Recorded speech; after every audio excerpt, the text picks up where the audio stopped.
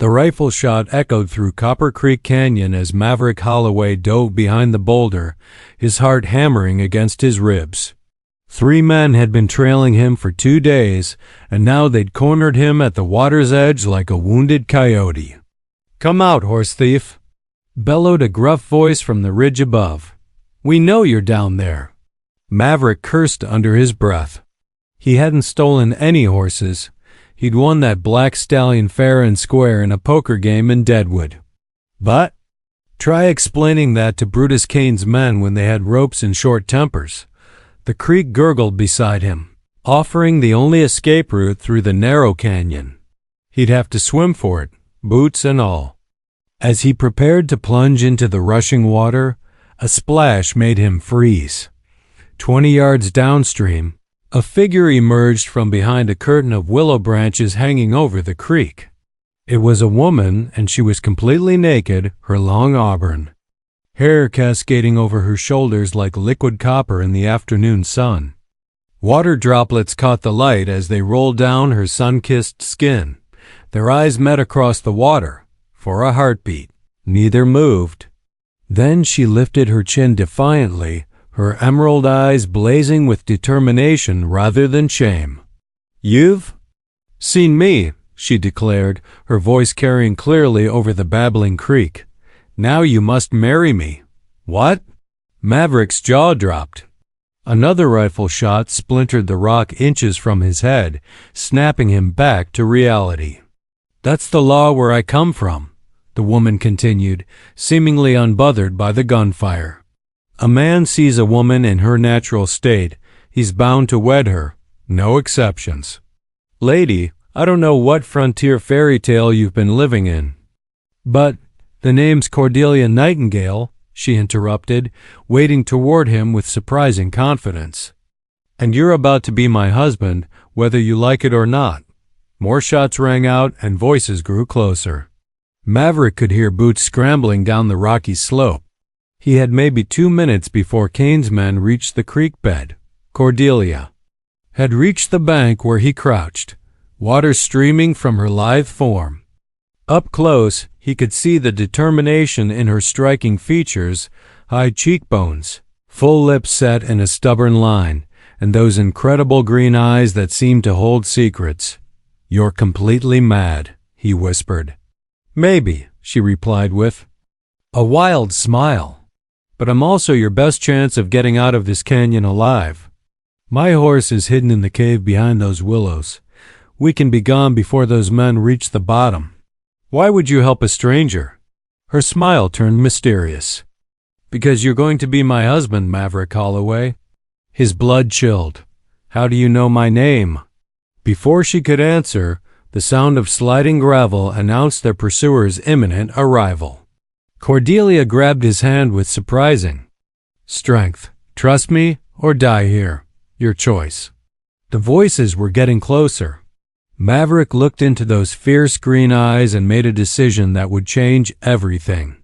Without another word, he followed the naked woman into the rushing creek, toward whatever madness awaited him on the other side. The cave behind the willows was larger than Maverick had expected, carved deep into the canyon wall by centuries of rushing water. Cordelia's horse, a magnificent paint mare, stood saddled and ready as if she'd been expecting this moment. "How did you—" Maverick began, but Cordelia pressed a finger to his lips. "Questions later. Breathing now." She pulled a set of men's clothes from her saddlebags. "These were my brothers. They'll fit you well enough." As she dressed quickly in riding attire that had been carefully folded nearby, Maverick couldn't help but notice how prepared she seemed for everything. The clothes fit perfectly, and her saddlebags contained enough supplies for a week-long journey. "This wasn't chance, was it?" he said quietly. Cordelia's hand stilled on her shirt buttons. "I've been tracking you for 3 days, Maverick Holloway. Ever since you left Deadwood with that black stallion." His hand instinctively moved to his gun. "You're working with Cain." "Lord, no." She turned to face him, her expression serious. "I'm working against him. That horse you won? It belonged to my father before Cain murdered him and stole our ranch. I've been following its trail ever since, hoping it would lead me to evidence of Cain's crimes. The pieces clicked into place. The deed papers. They were hidden in the saddle. You found them? Hope flashed in her eyes. Maverick nodded grimly. Burned them 2 nights ago. Thought they were just old letters. The hope died on her face. Then my father's land is lost forever. Shouts echoed from outside the cave. Their pursuers had reached the creek bed and were searching the area. Cordelia moved with practiced efficiency, leading her horse deeper into the cavern where a narrow passage led to another exit. They're still away, Maverick said quietly. Cain keeps records of all his acquisitions in his strongbox at the ranch. Real meticulous about his thievery. If we could get to those papers... That's suicide. His ranch is a fortress, surrounded by 20 armed men. Not if we're invited guests. Cordelia stopped walking. What are you thinking? Maverick's mind raced through possibilities. You said I have to marry you because I saw you naked. What if we made that official? A wedding at the ranch with Cain as witness. He'd love the chance to humiliate me in front of the whole territory. That's insane. And it would make us actually married. Only until we get what we need. He met her gaze steadily. Unless that's a problem for you. Something flickered in her eyes. Was it disappointment? Before he could read it properly, she turned away. The passage leads to Devil's Backbone Ridge, she said briskly. We can reach the settlement of Mercy Falls by nightfall. There's a preacher there who asks no questions and remembers nothing. They emerged from the cave into blazing sunlight. The ridge offered a panoramic view of the valley below, where 3 riders were still searching the creek area. Cordelia's paint was sure-footed on the rocky trail. Carrying them both with surprising ease. As they rode, Maverick became acutely aware of Cordelia's body pressed against his back, her arms around his waist. She smelled like creek water and wild sage and something else, something uniquely her that made his pulse quicken despite the danger. Why did you really help me back there? He asked. Her arms tightened slightly around him. Maybe I liked what I saw. The boldness of her words sent heat rushing through him. This woman was unlike any he'd ever encountered, fearless, mysterious, and dangerous in ways that had nothing to do with guns or knives. Cordelia, he said quietly. That's not my real name, she admitted against his shoulder. It's Delilah, Delilah Ironheart. But Cordelia sounds more civilized for a wedding, don't you think? As Mercy Falls came into view in the distance, Maverick realized he was riding toward marriage with a woman whose real name he'd just learned, whose motives he only half understood, and whose touch was setting his blood on fire. And for the first time in his life, the danger felt like exactly where he belonged. The chapel in Mercy Falls was little more than a converted saloon with a crooked cross nailed above the door. Preacher Mortimer Dusk stood behind his makeshift altar, swaying slightly from the whiskey on his breath, his wild gray hair catching the lamplight like silver threads. Dearly beloved, he began, then paused to squint at Maverick and Delilah. Though I suppose there ain't no beloved here except you two, and that's questionable at best. Delilah squeezed Maverick's hand, her emerald eyes fixed on his with an intensity that made his chest tight.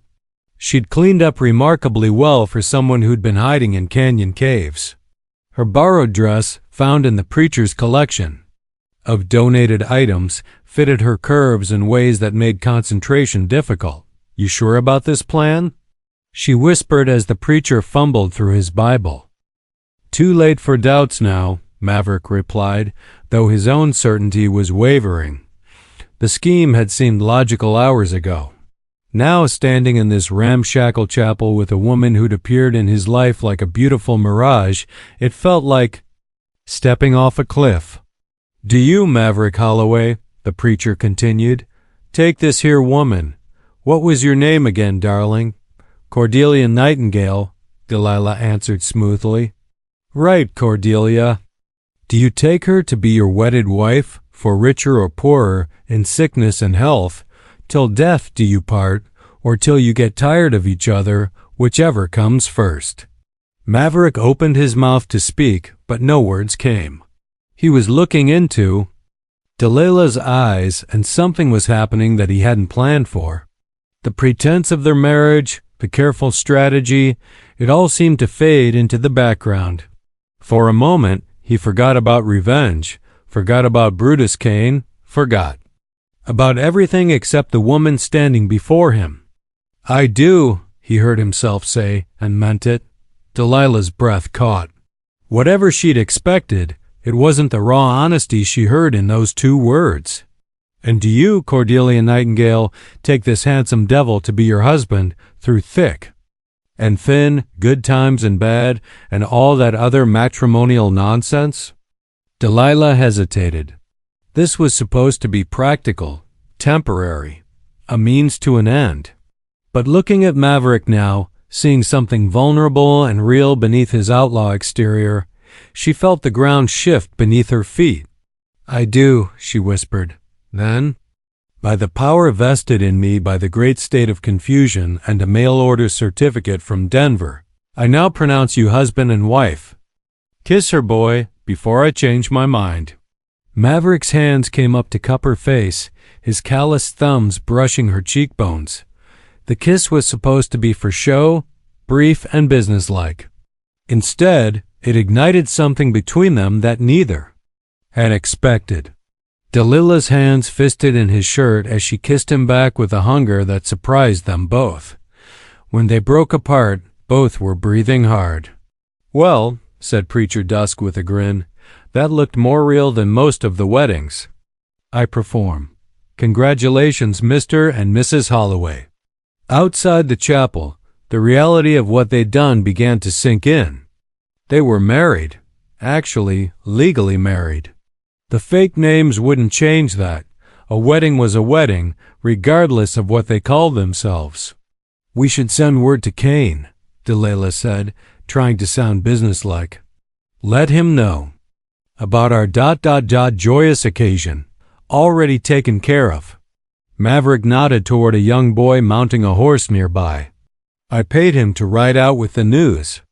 By tomorrow morning, all of Copper Creek County will know that the notorious Maverick Holloway has taken himself a bride. They walked toward the boarding house in silence, the weight of their new reality settling between them. Mrs. Patterson, the proprietor, fussed over them with the special attention reserved for newlyweds, showing them to the best room in the house. Such a romantic story, she gushed. Married the same day you met, just like in those dime novels. When the door closed behind them, leaving them alone in the small room with its single bed, the awkwardness hit them both at once. I'll take the floor, Maverick said quickly. Don't be ridiculous. The bed's big enough for two adults to sleep without complications.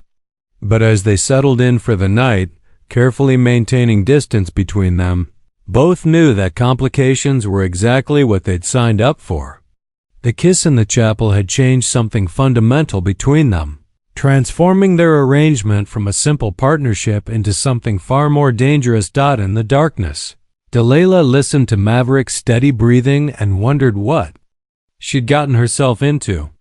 This was supposed to be about justice for her father, about reclaiming what was rightfully hers. So why did her heart race every time she thought about the way he'd said, I do? Dawn brought an unexpected visitor. Maverick woke to the sound of hoofbeats and raised voices outside the boarding house. Delilah was already at the window, peering through the lace curtains. It's Kane, she whispered. He's here with 6 men. Maverick was up instantly, buckling on his gun belt. So much for our honeymoon period. They dressed quickly and descended to the main parlor, where Brutus Kane waited with the bearing of a man who owned everything he surveyed. He was older than Maverick had expected, perhaps 50, with silver threading through his black beard and cold gray eyes that missed nothing. Well, well, Kane drawled, rising from Mrs. Patterson's best chair. If it isn't the happy couple. Congratulations on your nuptials, Holloway. Though I must say, your taste in timing is questionable. Meaning? Maverick kept his hand near his. Gun. Meaning you're still wanted for horse theft. Marriage doesn't wash away crimes, boy. Delilah stepped forward, every inch the proper wife. Surely you're not here to arrest my husband on our wedding day, Mr. Kane. Where's your Christian charity? Kane's eyes lingered on her appreciatively. Christian charity is a luxury I can't afford, Mrs. Holloway, but I am a businessman and I believe in profitable arrangements. He gestured to one of his men who produced a leather document case. I have a proposition for the newlyweds. Your husband won that black stallion fair and square. My investigation confirmed as much. The horse is his by right. Maverick frowned. This wasn't what he'd expected. What's the catch? No catch? Consider it a wedding gift, along with this. Kane opened the case and withdrew a deed. 500 acres of prime grazing land in Willow Valley. Yours, free and clear, as a gesture of goodwill. Delilah's breath caught. She recognized the description. It was part of her father's original ranch, the section with the best water rights. What do you want in return? Maverick asked. Kane smiled, but it didn't reach his eyes. Your services, there are certain business matters that require a man of your particular talents. Nothing too distasteful, just ensuring my investments remain secure. You want me to work for you. I want you to work with me, as an equal partner. The West is changing, Holloway. Soon there won't be room for independent operators like yourself. You can either join the new order or be crushed by it. Delilah felt sick. This was exactly what her father had faced. Kane's offer of partnership that was really submission or destruction. She watched Maverick's face, praying he would see through the deception. Generous offer, Maverick said carefully. What kind of timeline are we talking about? I'm hosting a celebration at my ranch tomorrow night. Consider it a combination wedding reception and business meeting. Bring your lovely bride. My wife would enjoy the female company. After Kane and his men departed, Delilah turned on Maverick with fury in her eyes. You can't seriously be considering his offer, can I? Maverick's expression was unreadable. 500 acres is nothing to sneeze at. And that deed looked legitimate. That land belonged to my father. Kane murdered him for it. You said yourself the original deed papers were burned. Without proof, it's just your word against his. Delilah stared at him in disbelief. Is this who you really are?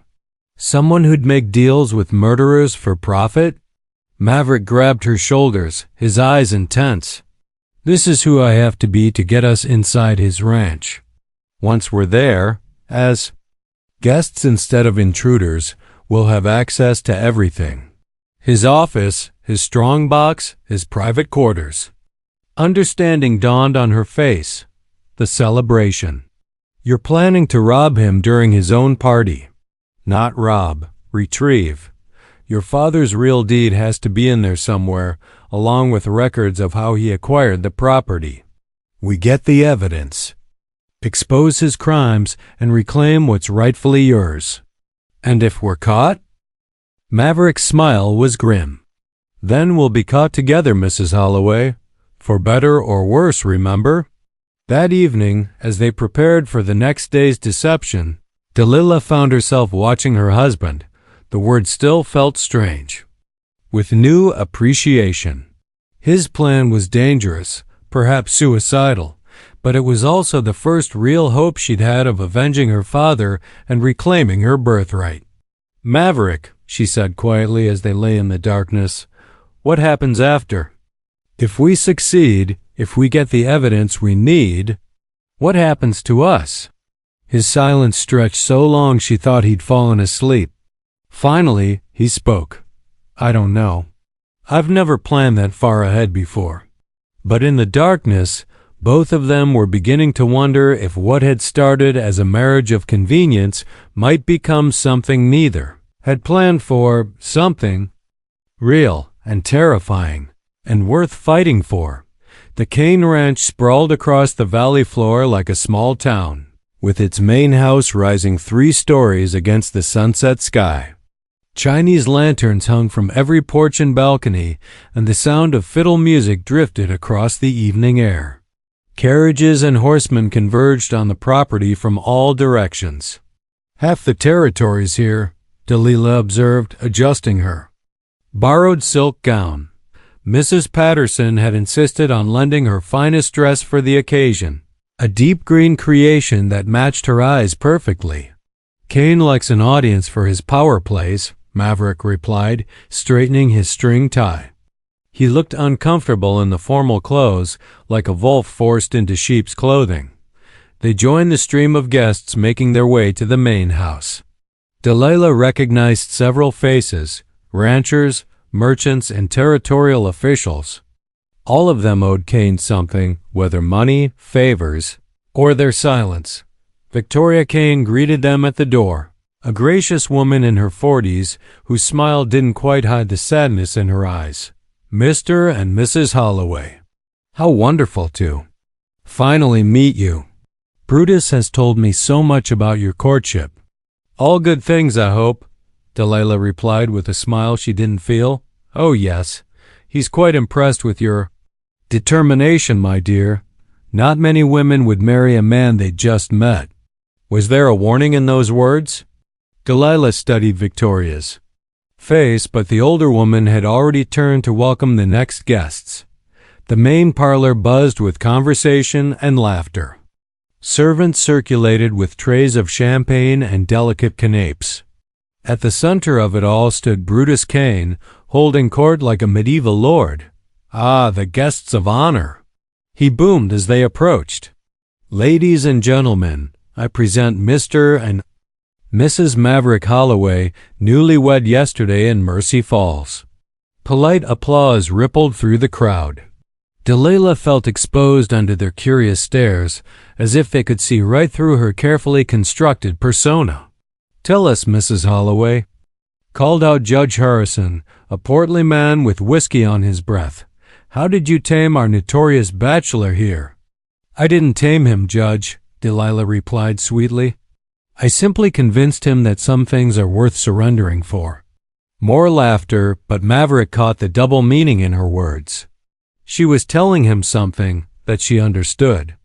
The sacrifice he was making, the risk they were both taking. As the evening progressed, they mingled with the guests, playing their roles perfectly. Maverick discussed cattle prices with the ranchers while Delilah charmed the wives with stories of their whirlwind romance. But all the while they were studying the layout of the house, noting the locations of doors and windows, the patterns of the servants' movements. Around midnight, Kane called for attention. "Friends, if you'll indulge me, I'd like to propose a toast to our newlyweds." He raised his glass high.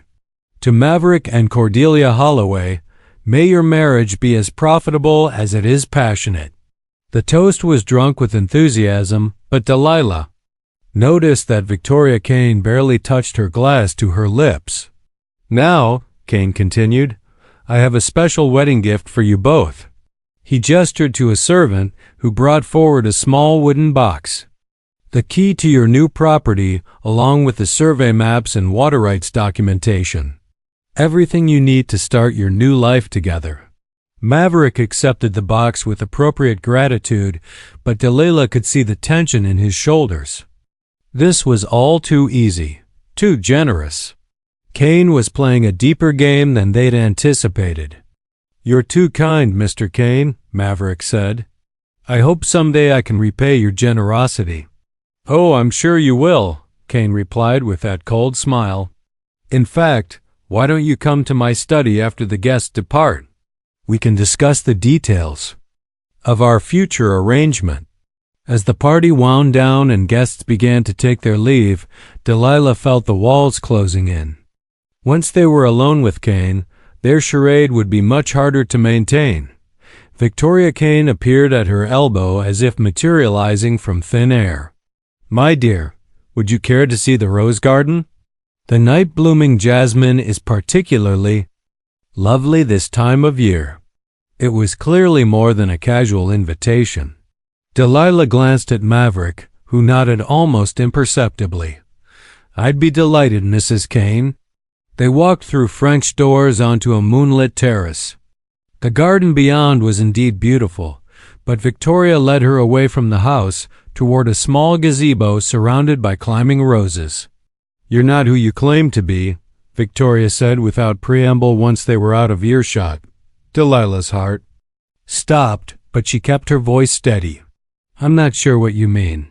Your husband called you Delilah when he thought no one was listening, and I knew your father, child. You have his eyes, Samuel Ironheart's eyes. The world tilted around Delilah. You knew my father? Victoria's face crumpled with grief and guilt. He was a good man. A better man than he had any right to be, considering what my husband did to him. Then why? Why didn't I stop it? Victoria's laugh was bitter. Because I'm a coward. Because I chose my own safety over justice. But I won't make that mistake again. She pressed a small key into Delilah's palm. This opens the safe behind the painting in Brutus's study. Everything you need is there. The real deed to your father's. Land, records of every crime, every murder, every theft. Take it tonight while the household sleeps. Why are you helping us? Victoria looked back toward the house where her husband's shadow moved behind the lit windows. Because some debts can only be paid with truth. And because I see the way your husband looks at you, the way my husband used to look at me before power consumed him. As they returned to the house, Delilah's mind raced. Victoria's revelation changed everything. Now they had an ally inside Kane's fortress, but it also meant the danger was greater than ever. If Kane suspected his wife's betrayal, she found Maverick waiting in the parlor, his face grim. He wants to see us both in his study, now. Hand in hand, they walked toward what could be either their greatest triumph or their final moment. But for the first time since this all began, Delilah felt genuinely hopeful. They weren't alone anymore. Kane's study was a shrine to his acquisitions, deer heads mounted on the walls, expensive whiskey in crystal decanters, and a massive oak desk that dominated the room like an altar to greed. Behind it hung an oil painting of a mountain landscape, innocent looking but hiding Victoria's secret. Please sit, Kane gestured to two leather chairs facing his desk. Can I offer you a drink? I have some excellent bourbon from Kentucky. We're fine, Maverick replied. Though every instinct screamed at him to stay alert, Kane poured himself 3 fingers of whiskey and settled behind his desk with the satisfaction of a spider welcoming flies to his web. I trust you enjoyed the party. Nothing quite like a celebration to bring people together. Very generous of you, Delilah said carefully. Generosity is a luxury of the successful, my dear, and I am nothing if not successful. His gray eyes studied them both with predatory interest. But enough pleasantries. Let's discuss business. He opened a leather portfolio and spread several documents across the desk. These are contracts for various services, protection for merchant caravans, debt collection, the occasional removal of stubborn homesteaders who don't understand progress. Maverick leaned forward to examine the papers. Removal? Relocation, Kane corrected smoothly. To the territorial cemetery, if necessary. The frontier is a dangerous place after all. Accidents happen. You're talking about murder, Delilah said flatly. Kane's smile never wavered. I'm talking about survival of the fittest, Mrs. Holloway. The weak are consumed by the strong. It's the natural order of things. Maverick set down the contracts without signing them. What if I refuse? Then I'm afraid your marriage will be tragically brief. Kane's hand rested casually near a gun lying on his desk. You see, I know exactly who you both are. Maverick Holloway, wanted for horse theft, though we've established that charge is false. And Delilah Ironheart, daughter of the late Samuel Ironheart, whose property I now legally own. The game was up. Delilah felt the key Victoria had given her burning in her palm like a coal. You killed my father, she said quietly. Your father killed himself through stubbornness. I offered him partnership just as I'm offering your husband. He chose to fight instead of adapt. Kane sipped his whiskey. A mistake I hope you won't repeat. Maverick's hand moved toward his gun, but Kane was faster. The weapon was already in his grip, pointed steadily at Delilah's chest. Please don't insult my intelligence. You're outnumbered, outgunned, and in the middle of my territory surrounded by my men. Your only choice is cooperation or death. There's a third option, said Victoria Kane from the doorway. She stood framed in the entrance, no longer the gracious hostess but something harder and more determined. In her hand was a rifle, aimed at her husband's back. Victoria? Kane's voice held genuine surprise. What are you doing? What I should have done 20 years ago. Her voice trembled, but her aim didn't waver. Put down the gun, Brutus. My dear wife, you don't understand. I understand perfectly. I understand that you murdered Samuel Ironheart and 17 other good people. I understand that you've built your empire on blood and fear, and I understand that it ends tonight. Kane slowly lowered his weapon. You won't shoot me, Victoria. You don't have it in you. Maybe not, she admitted, but I don't have to. Heavy footsteps in the hallway announced the arrival of several men, but they weren't Kane's gunfighters. Sheriff Douglas Winters entered, with 3 deputies, their badges gleaming in the lamplight. Brutus Kane, Sheriff Winters announced, you're under arrest for murder, theft, and conspiracy. On what evidence? Kane snarled. Victoria moved to the painting and pulled it aside, revealing the safe. On the evidence in here. Every contract, every payoff, every crime you thought you'd buried. I've been collecting it for years, waiting for the right moment. Delilah stepped forward with the key. May I do the honors? The safe opened to reveal exactly what Victoria had promised. Stacks of documents, deeds, contracts, and a detailed ledger in Kane's own handwriting. The evidence of 2 decades of crime and corruption.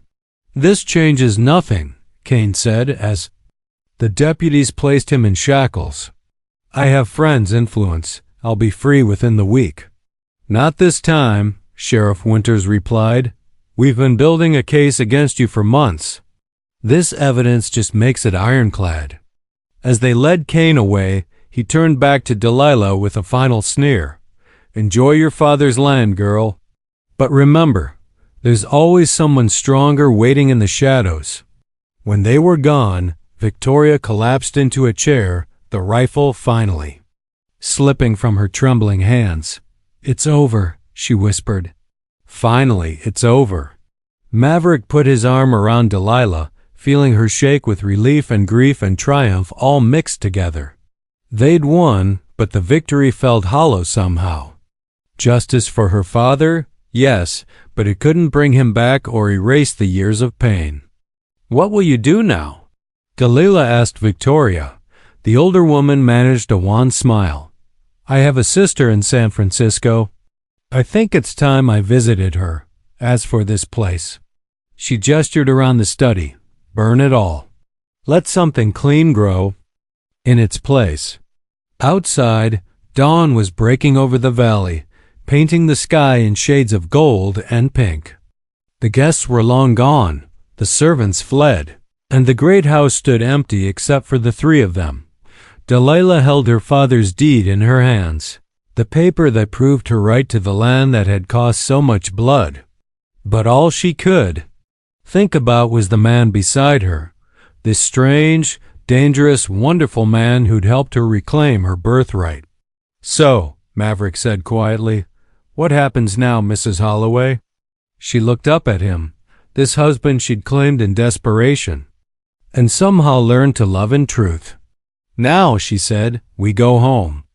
6 months later, the Ironheart Ranch was alive again. Delilah stood on the porch of the rebuilt cabin, watching Maverick work with the horses in the corral.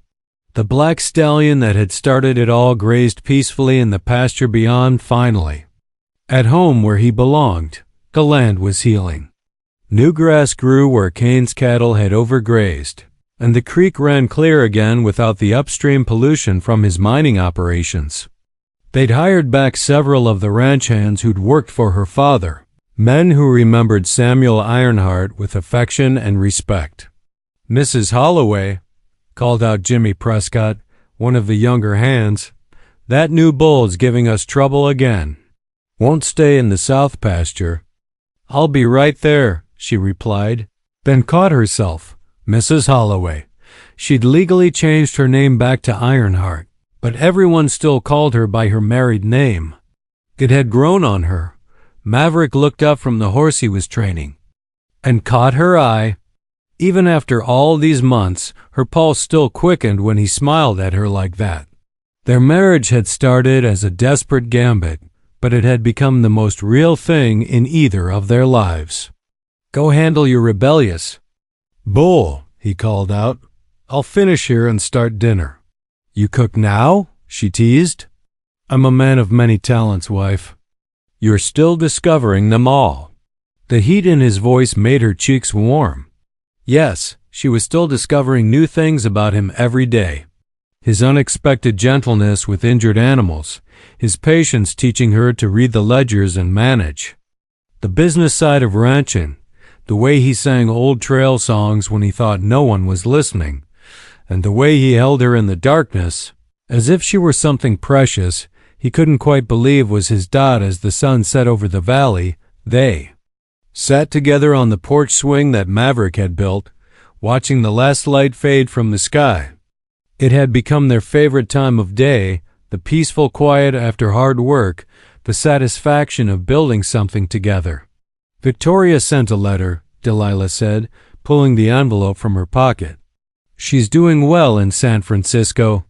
Thinking about opening a school for girls. Good for her. She deserves a fresh start. She also sent this. Delilah produced a small photograph, Victoria and Brutus on their wedding day, young and hopeful. She thought we should have it, as a reminder. Maverick studied the image. A reminder of what?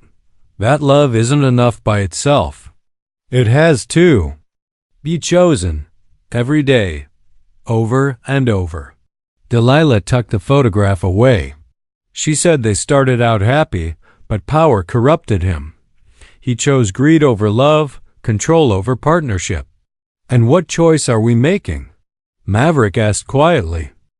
Delilah turned to face him fully. I'm choosing you. Every morning when I wake up, every evening when I watch you work, every moment in between. Not because I have to, but because I want to. His hand found hers, calloused fingers intertwining. Even though I'm still wanted in 3 territories? Sheriff Winters cleared those charges, and you know it. Even though I don't know the first thing about being a proper husband, you know the important things. You know how to be loyal, how to fight for what matters, how to make me laugh even when the cattle are being impossible, and the roof needs fixing, and the bank is breathing down our necks. Maverick was quiet for a long moment. Then, I never expected this, you know. When you stood in that creek and declared I had to marry you, I thought you were completely mad. I was mad. Mad with grief and desperation and fury. But somehow, in all that madness, I found the sanest thing I've ever done. Which was claiming you. Her voice grew soft. I stood in that water, naked and vulnerable and terrified, and I saw something in your eyes. Not just desire or surprise, but recognition. Like you'd been waiting for me without knowing it. Maybe I had been. He lifted their joined hands and kissed her knuckles. I'd been drifting for so long, running from everything, belonging nowhere. Then this wild woman appeared and told me I belonged to her. Do you? belong to me? Instead of answering with words, Maverick stood and pulled her to her feet.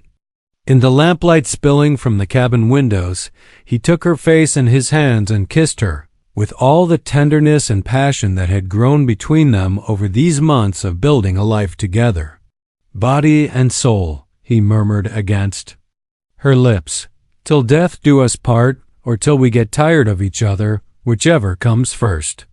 We're never getting tired of each other, Delilah said firmly. Never? Never. I've got too much invested in training you properly. His laughter rang across the valley, rich and free. Is that what you've been doing? Training me? Among other things. She pulled him toward the cabin door. Come on, husband. Time for your next lesson. What are we studying tonight? Her smile was full of wicked promise. Advanced household management. As they crossed the threshold together, Maverick marveled at how a chance encounter at a creek had led to this, a home, a partner, a future he'd never dared imagine. Outside, the wind whispered through the grass and the stars wheeled overhead. But inside their little cabin, everything was warm and bright and theirs. Delilah had been right that day in the water. He had seen her, truly seen her, and that moment of recognition had bound them together more surely than any legal ceremony. She'd claimed him with nothing but courage and desperate hope, and somehow that had been enough to build everything else upon. You know, he said, pulling her close, I'm starting to think you planned the whole thing. What whole thing? That first day, standing in the creek, making your outrageous demand. It was all calculated, wasn't it? You knew exactly what you were doing. Delilah's eyes sparkled with mischief. Maybe. Or maybe I just knew a good man when I saw one, even if he was too stubborn to see it himself. And how did you know I was good? Because when you could have taken advantage of a desperate woman, you chose to help her instead. Because when you could have abandoned me to Cain's men, you chose to stay and fight. Because when I offered you a way out of our marriage, you chose to make it real. Maverick considered this. Those weren't really choices, Delilah. I couldn't have done anything else. That's what makes you good, she said simply. Good men don't always choose the easy path. They choose the right one. As the fire crackled in the hearth and the night settled around their little ranch, they held each other close and planned their tomorrow. There would be cattle to tend, fences to mend, neighbors to visit. The simple, precious work of building a life together, and somewhere in the distance, carried on the desert wind, came the sound of running water. The creek where it all began, where a desperate woman had stood naked and defiant and claimed her destiny with nothing but courage and love. The creek that had brought them together and made them whole.